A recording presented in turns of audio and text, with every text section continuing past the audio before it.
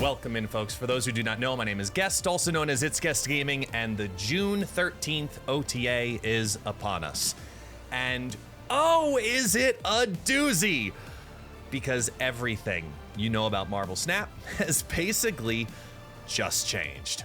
Before we celebrate this massive win right here, make sure you hit that like and subscribe button down below. Let's talk about the new version of Professor X, who is now a 5/2, and moving is the only way to add or remove a card from here. This is a huge win for the community on a variety of different aspects. Number one, they listened. They listened to the community by saying, we hear your cries of this card being oppressive. It is not a fun thing to play against, and the combination of Professor X and Cannonball is just not a good play experience. So let's look at how we can make this better in two different directions. Number one, they've removed the Ravonna piece from this. It can no longer be expedited via Ravonna, Renslayer specifically. So no more turn 4 Professor X. In addition, the moving is the only way to add or remove a card from here. The big win in this is not the fact that you can move cards necessarily, which makes cards like Nightcrawler and Nocturne and Vision, their stocks go way up. Those free moving cards specifically, of course Jeff, but Jeff always could get around it. Now, even more so, you have another option available to you. Annihilus. Because moving is not just laterally, it's also vertically. Horizontally? Vertically? I don't know. Let me know in the comments which one it is. But your Annihilus package still works. You can still send over the Void. You can still send over a Goblin that's been timed right. This is big. This is huge for controlling how much control Professor X actually has in a control deck. And most importantly, because cards can move into it, Cannonball can still land a card in that lane because the card will move, which is what it's permitting. This is a much better version of anything I had thought of. I'm shocked that they went with 5/2, to be completely honest. I really thought that they would have still kept either a 1 power or less to allow some kind of Ravonna synergy, but they hit this in two different factors. And that combination between Professor X and Cannonball for this and another reason are taking a huge step down. Cannonball lost to power. He's now a 5/7, which makes for some very interesting deck ideas in the future, but maybe a move Cerebro 7 deck happens. I don't know. The more important thing with this is that they recognize how oppressive the combo is, and they hit it on both ends. They straight up said, look, this is too bad. This is too bad. We're gonna hit this combo hard. If it's bad, we'll change it and we'll bring Cannonball back up to a 5/8. It's an easy dial for them to adjust. It's just power. But I think the combination of Professor X having the ability to have cards move into his lane now, again, in either direction, horizontal, vertical, lateral, longitude, I don't know, whatever, all of those different directions now, and Cannonball being a little weaker, I don't know if the combo is dead, but I do think the combo is now completely different. Yet simultaneously, it could open a whole new archetype of move lockdown. And the cherry on top of all of this is the change to Hela, because they did agree that if they hit the Prof X Cannonball package, they would have to adjust Hela in some potential way, shape, or form. And a lot of the creations that we as a community were putting together were about where do the cards go? Is it a specific lane? Is it where Hela is or where Hela isn't? Is it only one lane, etc.? And they went a whole nother direction. They straight up said, now it's gonna be resurrect all cards you discarded to random locations, her standard ability, but with -2 power. The -2 power piece does not seem like a big deal in certain Hela builds. I'll be completely honest. In the builds that run Infinite and Giganto, Magneto, you know, the big card builds, I don't know if this is gonna be the right dial or the right number, better yet. But what it does eliminate, in my opinion, is the Iron Man specifically. And the Iron Man on top of, if you get that magical combination of Onslaught also landing in that lane, this helps remove some of that package from being an option, where now I think Hela Tribunal starts to go away, and now you're just left with big card Hela. Because now with big card Hela, you know what your -2s are going to be doing, and who knows? Maybe we start seeing Dracula disappear from these decks, or Swordmaster disappear from these decks, and instead, maybe we just start seeing Luke Cage, which is an awful feeling if you're a Hela player, that to keep that -2 power, you're gonna have a Luke Cage drop on down with the discard. I don't know if that's necessarily going to be the right answer, but at least they've now added a new mechanic into what Hela does, which is, sorry, I shouldn't even say a new mechanic, it's more so a new dial, that if -2 isn't enough, maybe they can adjust it to -3 or -4. But on top of that, if the combination with Luke Cage is still oppressive, they can work on it in a different way and then really truly revisit it in a way maybe that we as a community were saying. Do you think -2 for Hela is going to be enough? Because one of the strongest packages is a Black Knight package. So they hit that end of it too, where now the Ebony Blade has removed that ability where its power can't be reduced. Now it can. Now the Ebony Blade can be Shadow Kinged. It can land into a negative affliction location like Sewer System, for example, and lose a power. It can, as a 6 power card, it can be affected by US Agent. Sorry, a 4 power card, cost card. You know it costs power. It's all the same thing. We're doing this in one take. Just bear with me. You get what I'm talking about. It can go down to 0. That's a big deal. And the good news just keeps coming. Look at Red Hulk now. He's gone up and down. They brought up his base power to 10, but lowered the unspent energy power to 3. So that first skip, 6 of one, half a dozen of the other. But multiple turns of skips, that's where you start seeing Red Hulk become not the same Red Hulk, but it's still a really good Red Hulk. In addition, now Red Hulk can be Shang-Chi'd if forecasted properly on turn 6 or even 7 if it drops down into that on a limbo game. I love this. I love this change. This is one of the proposed changes that many people in the content creation community was talking about.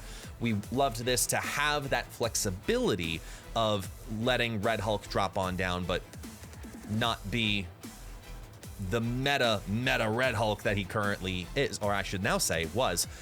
This version of Red Hulk is much better in my opinion, and honestly, I think that maybe this helps justify a future change for Evolved Hulk to be able to compete with Red Hulk, because in the end, Hulk is supposed to take down Red Hulk, but long term, right now, that's not the case in the even matchup. So let's see what happens with Red Hulk in this new iteration.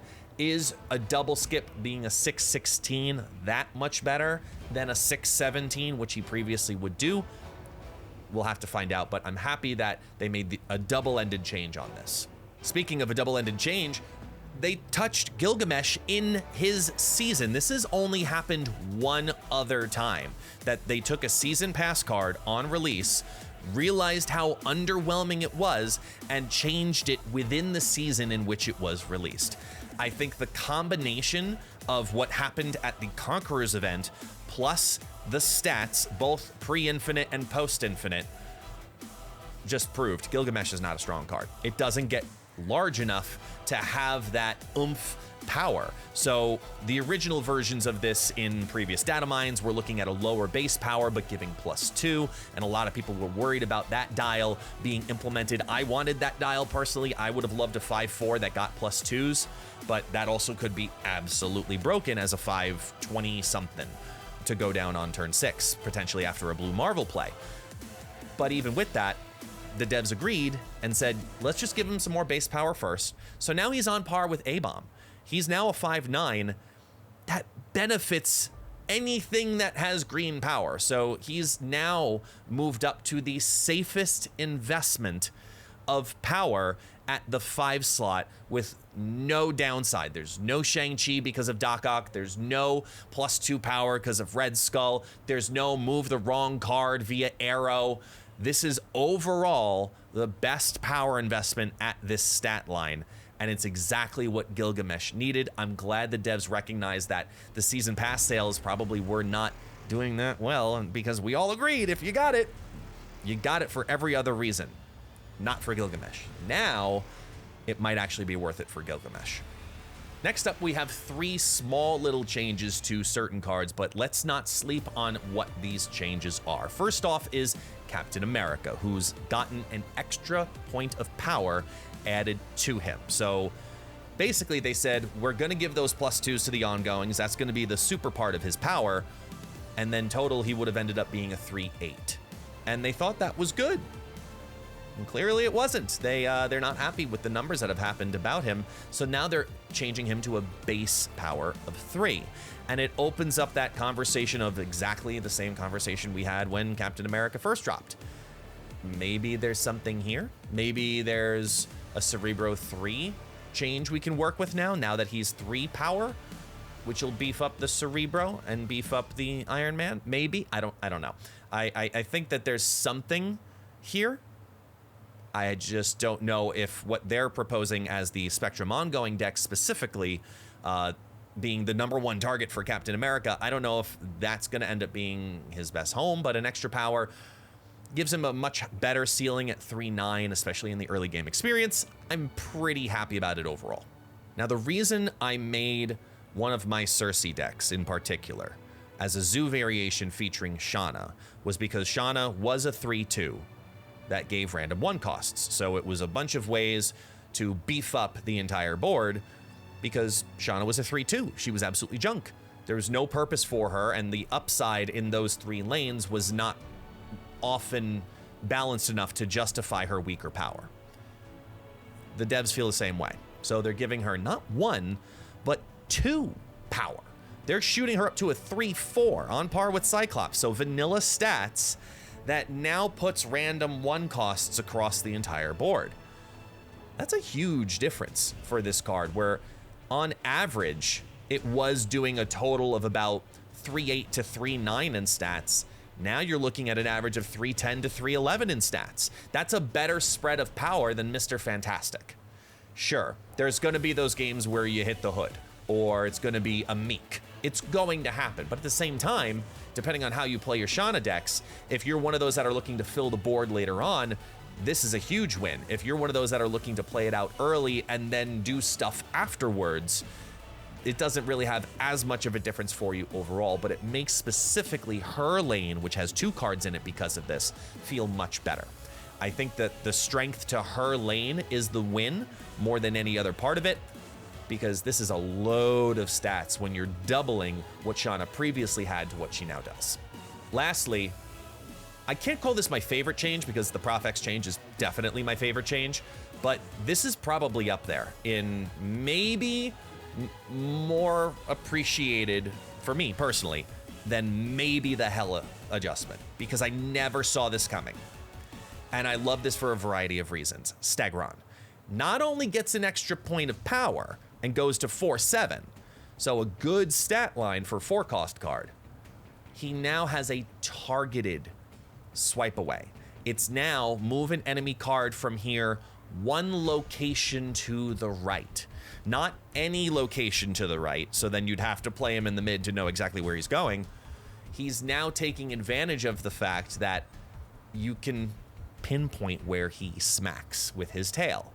So now you're looking at Kraven, now you're looking at Kingpin, now you're looking at Lane Clog and Sacrifice, maybe with Storm.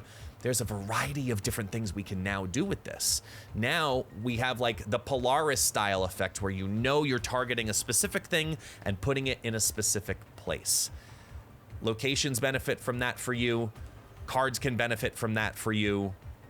I think Stegron gets a double win here and opens up me wanting to use the card again because it's a really fun card. It's a really surprising card. It's a card that's been in tournaments and has done incredibly well, but everyone feels bad feeling like 4/6 just isn't enough for the RNG that comes with it. Now, you not only got more power, but you also got very specifics. That's not even a sentence. You got specifics on where the card is going to go. And that is not something to sleep on, especially considering that you know where it's going and it's the same power, but one cost cheaper than our little Cannonball friend. This OTA is absolutely going to change things. It's going to change what you see in the top of Infinite and what you see down at rank 30. It's going to affect everybody in all different pools and progressions in Marvel Snap. So I ask you simply, which one of these is your favorite and why? Let me know down in the comments below. Everyone, thank you so much for watching. For those who do not know, my name is Guest, also known as ItsGuestGaming, and I look forward to seeing you on the guest list.